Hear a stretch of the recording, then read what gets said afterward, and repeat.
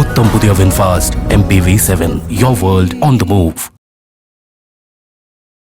Welcome to IPS finance. என்எஸ்சியை பொறுத்த வரைக்கும் இன்னைக்கு காலையில் மார்க்கெட் ஓப்பன் ஆனது 24,150, ஹை பார்க்குறப்ப 24,166 போச்சு. லோ 23,961. நிஃப்டி 50 முடிஞ்சதுன்னு பார்க்குறப்ப 191 புள்ளிகள் சரிஞ்சு 23,996 முடிஞ்சது. என்எஸ்சி மார்க்கெட்டில் இன்னைக்கு ட்ரேடான ஸ்டாக்ஸ்ன்னு பார்க்குறப்ப 3,409, அதில் advance 1068, decline 2,231, unchanged stocks 110, upper சர்க்கியூட்டை ஹிட் பண்ண stocks 92, lower circuit 81, 52 week high 80, low 57. இன்னைக்கு பிராடர் மார்க்கெட் இண்டிசஸ்ல பெரிய வித்தியாசங்கள் எதுவுமே இல்லை. செக்டாரல் இண்டிசஸ்ல பாக்குறப்ப ஆட்டோ, எஃப்எம்சிஜியை தவிர மற்ற எல்லா பங்குகளுமே 1% அளவுல தான் சரிஞ்சு முடிவடைஞ்சிருந்தது. சென்செக்ஸை பார்க்குறப்ப 715 புள்ளிகள் சரிஞ்சு 26,755 புள்ளிகள் முடிஞ்சிருக்கு. கமாடிட்டி மார்க்கெட் எம்சிஎக்ஸ் சந்தையை பொறுத்த வரைக்கும் குரூட் ஆயில் 3.71% ஏற்றத்தோட 8,452 ட்ரேட் ஆகிட்டு இருக்கு.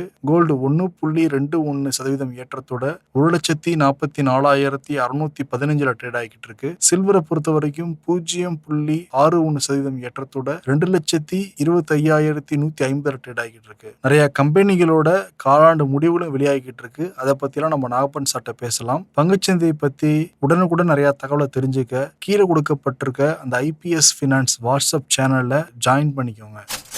சார் வணக்கம். வணக்கம் சிவி. திருப்பி 24,000 கீழே வந்துருச்சு மார்க்கெட் நிஃப்டியை பொறுத்த வரைக்கும். அட்வான்ஸ் டிக்ளேர் பாக்குறப்ப 1-2 இருக்கு. அட்வான்ஸ் 1068, டிக்ளைன் வந்து 2,232. எப்படி சார் டோட்டலா சைட்வேஸ்க்கு வந்துட்டோமா இல்ல இறக்கத்தை நோக்கி நம்ம வந்து போய்கிட்டு இருக்கோமா? இல்ல, நிச்சயமா இந்த வாரத்துல முதல் முறையாக அட்வான்ஸ் டிக்ளைன் ரேஷியோ ரிவர்ஸ் ஆயிருக்கத பாத்திருப்பீங்க. நேற்றுக்கு முந்தா நாளும் இண்டெக்ஸ் இறங்கி இருந்துச்சு. பட் ஆனா வந்து அட்வான்ஸ் டிக்ளைன் ரேஷியோ பாசிட்டிவா இருந்தது. அட்வான்ஸ் அதிகமா இருந்தது, டிக்ளைன் கம்மியா இருந்தது. 52 வார உச்சம் பாசிட்டிவா இருந்தது. அப்பர் சர்க்கியூட் ஹிட் பண்ணது பாசிட்டிவா இருந்தது. செக்டார்ஸ் எல்லாம் பெரும்பாலான செக்டார் பாசிட்டிவா இருந்தது பார்த்தோம் 2 நாட்கள். சோ பிராடர் மார்க்கெட் பாசிட்டிவா இருந்தது, குறியீடு இறங்கி இருந்ததுன்னு பார்த்தோம். அதற்கு முக்கியமான காரணம் வங்கித்துறை சார்ந்த பங்குகள் வீக்கெண்ட்ல அந்த ரிசல்ட்ஸ் வந்தது, ரிலையன்ஸ் ரிசல்ட்ஸ் பார்த்தோம். ஆனால் இன்றைக்கு கொஞ்சம் மாறுதல் அதுல பார்க்க முடிகிறது. குறியீடு மட்டும் இறங்கவில்லை, அட்வான்ஸ் டிக்ளைன் ரேஷியோவும் நீங்க சொன்ன மாதிரி 1:2 இருக்கு. விலை அதிகரித்த ஒவ்வொரு பங்குக்கும் நிகராக விலை இறங்கிய பங்குகளுடைய எண்ணிக்கை 2 மடங்குக்கு மேல் அதிகமா இருக்கு. அப்கோர்ஸ் அப்பர் சர்க்கியூட் வந்து அதிகமா இருக்கு லோயர் சர்க்கியூட்டை விட. 52 வீக் ஹை அதிகமா இருக்கு, 52 வீக் லோங்கிறத விட ஒரு பக்கம் அது இருக்கு, இல்லாமல் இல்லை. பட் இதுல நீங்க ஒரு விஷயத்தை பார்க்கணும். சென்செக்ஸ் 700 புள்ளிகளுக்கு மேல இன்னைக்கு இறங்கி இருக்கு. சென்செக்ஸில் 6 பங்குகள் மட்டும்தான் விலை அதிகரிச்சிருக்கு, பாக்கி 24 பங்குகள் விலை இறங்கி இருக்குனாலும் இந்த 700 புள்ளிகளில் கிட்டத்தட்ட 350 புள்ளிகள் இறங்குவதற்கு காரணம் மீண்டும் வங்கித்துறை சார்ந்த பங்குகளே. பாதிக்கு பாதி இன்னைக்கு குறியீடு இறங்கியதற்கு காரணம் ஐசிஐசிஐ வங்கி, HDFC வங்கி, பாரத ஸ்டேட் வங்கி, ஆக்சிஸ் வங்கி, கோட்டக் வங்கி. இந்த 5 பங்குகள் சென்செக்ஸ்ல இருக்கு. நிப்டியில வங்கி இந்த வங்கி பங்குகள் இருக்கு. அதனால அதனுடைய தாக்கம் ஒரு 50% எடுத்துக்கிட்டா, மிச்சம் வந்து ரிலையன்ஸ் உள்ளிட்ட பங்குகள் பார்மசூட்டிக்கல் செக்டார் பர்டிகுலரா இன்னைக்கு இறங்கி இருக்குங்கிறத பாக்குறோம். சோ இதுல பாத்தீங்கன்னா வந்து இன்னொரு ஒரு முக்கியமான காரணம் குரூட் கச்சா எண்ணெயினுடைய விலை 4% அதிகரிச்சிருக்கு. $88 கிட்ட வணிகம் நடந்துகிட்டு இருக்கு. இன்ஃபேக்ட் பிரெண்ட் வந்து 90 தாண்டிடுச்சு. 94 அமெரிக்க டாலர்கள் வந்து ஒரு இதுக்கு நடந்துட்டு இருக்குது. தங்கம் வெள்ளியினுடைய விலையும் 1% இன்னைக்கு அதிகரிச்சிருக்கு. நார்மலா குரூட் ஏர்னா கோல்டு சில்வர் இறங்குறத பார்த்திருக்கோம் கடந்த சில வாரங்களாக. இன்னைக்கு நேர்மாறா கச்சா எண்ணெயுடைய விலையும் அதிகரிச்சிருக்கு, தங்கம் வெள்ளியினுடைய விலையும் அதிகரிச்சிருக்கு. மார்ஜினலா இருந்தா கூட ரொம்ப முக்கியமா அமெரிக்க டாலருடைய மதிப்பு தேசிய பங்கு சந்தையின் முன்பேற வணிகத்தில் நடப்பு மாத ஒப்பந்தம் பாத்தீங்கன்னா 29 பைசா, கிட்டத்தட்ட 30 பைசா அதிகரிச்சிருக்கு. 0.2925 30 பைசா அதுகிட்ட அதிகரிச்சு $96.59 என்று மீண்டும் 97 நோக்கி போய் கொண்டிருக்கிறது. கச்சா எண்ணெயுடைய விலையை, தங்கத்தினுடைய விலையேற்றம், வெள்ளியினுடைய விலையேற்றம், இதெல்லாம் நம்ம எதை கொடுத்து வாங்குறோமோ அந்த அமெரிக்க டாலருடைய விலையின் மதிப்பும் கூடுதல். சோ எல்லாம் ஒரு பக்கம் சேர்ந்து கொள்ள ஐ திங்க் இன்னைக்கு வந்து சென்செக்ஸ் நிப்டியில அதனுடைய தாக்கத்தை பார்க்க முடிந்தது. அதோடு பார்மா செக்டாருடைய இறக்கமும் சேர்ந்து கொண்டது. இன்னும் அடுத்த 2 நாள் இருக்கு இந்த வாரத்துல. இறக்கம் இருக்குமா சார் வரப்போற நாட்கள்ல, இல்ல லைட்டா ஒரு ஏற்றம் இருக்குமா? இல்ல, இது சைட்வேஸ் மூவ்மெண்ட் தான் நான் இருக்கும்னு நினைக்கிறேன். ஏன்னா இன்னமும் ஒரு market is giving confused signal, ஒரு மிக்சட் சிக்னல் தான் சந்தையில இருக்கு. ஒரு தெளிவாக ஒரு டைரக்ஷன் இதை நோக்கித்தான் பயணிக்கிறோம் அப்படிங்கிற ஒரு கிளாரிட்டியோட ஒரு டைரக்ஷன் இருக்கதா நான் பார்க்கல. இன்னைக்கு எல்லா செக்டாரும் இறங்கி இருக்குன்னு சொன்னா கூட எந்த செக்டாருமே ஒரு 2-3% கணிசமான இறக்கம் இல்ல, 1% 1.5% அப்படிதான். அப்படி ஒருவேளை 2க்கு மேல இறங்கி இருக்குன்னா ரியாலிட்டி மீடியா அது மாதிரி ரொம்ப அதிகம் ஒரு டெப்த் இல்லாத ஒரு சில செக்டார்ஸ் தான் இறங்கி இருக்கே தவிர பெரும்பாலான முக்கியமான செக்டார்ஸ் எதுவும் அவ்வளவு தூரம் கணிசமாக இறங்கல, இன்க்ளூடிங் பார்மா செக்டார். பார்மா இறங்கி இருக்கு, பட் அதற்கான காரணங்கள் நம்ம பேசலாம்.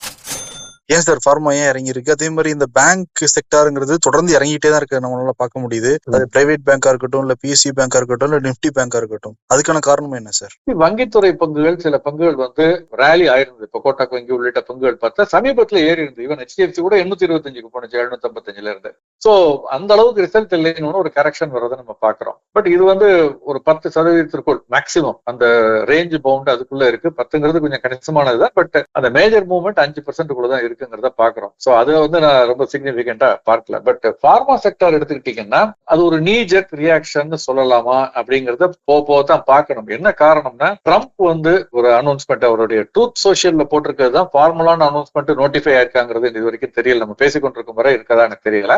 என்ன சொல்லியிருக்காருன்னா வந்து பார்மசூட்டிக்கல் இம்போர்ட்ஸ் அமெரிக்காவுக்குள் வரக்கூடியது, குறிப்பாக ஜெனரிக்ஸ்னு சொல்லக்கூடிய பிராண்டுன்னு சொல்ல முடியாது, பேட்டன்ட் இல்லாத, பேட்டன்ட் முடிந்து தீர்ந்து போனது ஜெனரிக்ஸ் யார் வேணாலும் அதை உற்பத்தி செய்யலாம். அந்த மாதிரியான மருந்துகளுக்கான தீர்வை 200% வரை அதிகரிக்கப்படும் அப்படின்னு ஒரு தகவல் வெளியானது. பட் இதை நம்ம கவனிக்கணும், 200% நாளைக்கே அதிகரிக்க போகல. இப்ப 0% வச்சுக்கிட்டீங்கன்னா ஆகஸ்ட் 1 28 அப்பதான் 2 ஆண்டுகள் டைம் கொடுத்திருக்காரு. 2 ஆண்டுகள் கழித்து ஆகஸ்ட் 2028 இருந்து 100% டியூட்டி அமெரிக்காவுக்கு இறக்குமதி ஆகக்கூடிய எல்லா பார்மசூட்டிக்கல், பர்டிகுலரா இந்த ஜெனரிக்ஸ் அதான் சொல்லியிருக்காரு. ஆகஸ்ட் 2029 இருந்து 200%. அதுக்கப்புறம் இவர் பதவியில் இருப்பாரா இல்லையாங்கிறது அது அடுத்த நம்ம அது தனி கதை. ஓகே, ஏன்னா இவருடைய பதவி காலமே அதுக்குள்ள ஒரு முடிவுக்கு வந்துடும் நம்புறாங்க, சொல்லப்படுகிறது. ஓகே, சோ இந்த 100% டியூட்டிங்கிறது ஆகஸ்ட் 2028, 200ங்கிறது ஆகஸ்ட் 2029.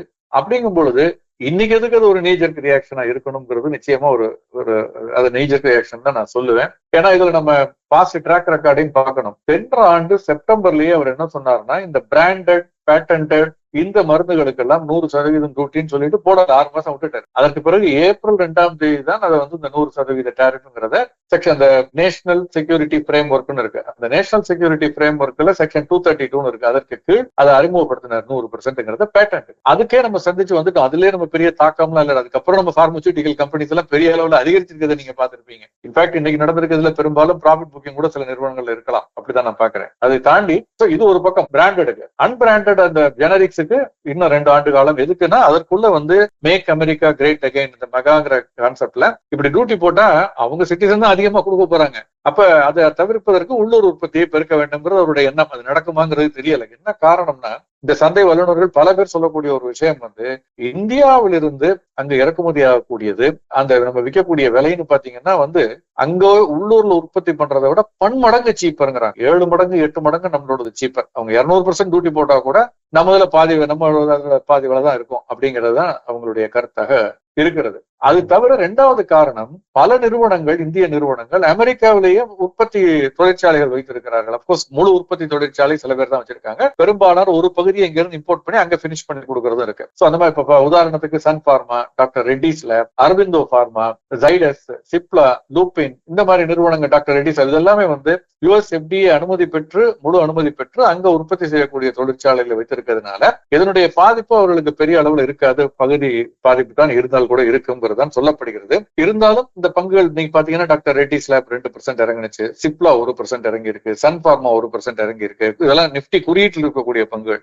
இந்த குறியீட்டை தாண்டி பாத்தீங்கன்னாலும் வேறு சில பார்மா பங்குகள் வந்து இன்னைக்கு இறக்கத்துல இருக்கிறது நம்ம வந்து பார்க்க முடிந்தது. பட் என்னை பொறுத்த வரைக்கும் இது வந்து ஒரு தற்காலிகமான ஒரு செட்பேக்கா தான் நான் பாக்குறேனே தவிர, நீண்ட கால அடிப்படையில நம்முடைய, ஏன்னா இன்னைக்கு இன்னொரு டேட்டா நீங்க பாத்தீங்கன்னா சுவாரஸ்யமான டேட்டா, இதை பொறுத்த வரைக்கும் இந்தியா மிக அதிக அளவுல ஏற்றுமதி பண்றது எந்த நாட்டுக்குன்னா அமெரிக்காவுக்கு தான். நம்முடைய ஏற்றுமதி கணிசம். அதே மாதிரி அமெரிக்கா வந்து இறக்குமதி செய்யறதுல கிட்டத்தட்ட 1/3 பங்கு இந்த ஜெனரிக்னு எடுத்துக்கிட்டு பாத்தீங்கன்னா வந்து அது இந்தியாவில இருந்து வரக்கூடியது தான் இருக்குன்னு சொல்றாங்க. நமக்கு இருக்க சேலஞ்சு இன்னைக்கு என்னன்னா, இந்திய நிறுவனங்கள் அமெரிக்காவில் இருக்கு. கரெக்டா சொல்லணும்னா டேட்டா 47% ஜெனரிக் பிரிஸ்கிரிப்ஷன்ஸ் எல்லாம் இந்தியாவில இருந்து போறது அப்படிங்கிறாங்க.